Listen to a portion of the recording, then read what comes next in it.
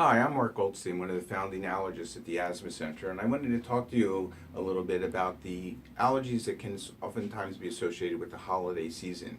Typically, we think of this time of year as a time where, for allergy sufferers, they really kind of get a break. We're between the spring and the fall pollen seasons, and yet there are a number of those people who are sufferers from allergy that actually experience seasonal symptoms during this time of year. And this may be related to exposures that individuals have to ornamental wreaths, to Christmas trees, and to some of the decorations that we're exposed to during this time of year. We know, for instance, that there are a lot of people who have particularly sensitive skin that can have contact reactions from handling a Christmas tree or a wreath, from the oleoresins that are on the pine needles.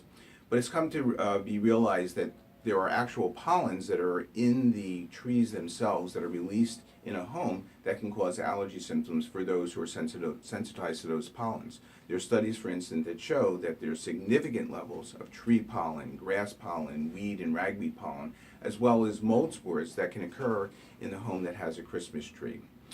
So there are other sources of potential allergy and asthma flares too during this time of the year. Dust from removing stored decorations or handling the trees and the insect debris and other dirt that may be on a tree can all cause flares or symptoms.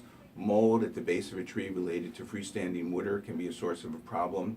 Being exposed to fireplaces, the ash, the smoke can be particularly problematic for those who have asthma.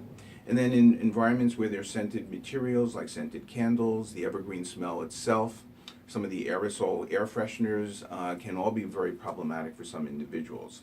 So what can you do about these exposures? Well, if you're dealing with a tree, it's oftentimes good to shake it out before you bring it into the home. It's actually even a better idea to take a garden hose and wash the tree down and then dry it.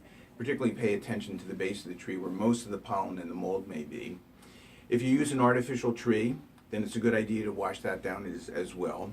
In terms of the decorations from stored containers, clean those as well.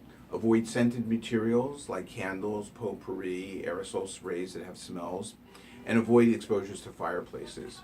So with these things in mind, hopefully this will be a season that's free of sneezing, free of wheezing, and it can be one of the most wonderful times of the year.